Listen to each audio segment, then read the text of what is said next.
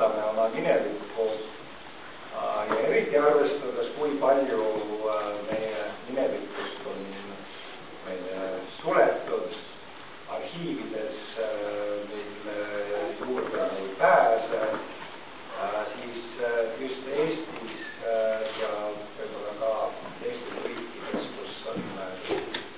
kus rahvas on kannatanud sama saatuse all, on mälestuste roll palju olulisem. Ta on palju tähtsam allikas meie teadmistele.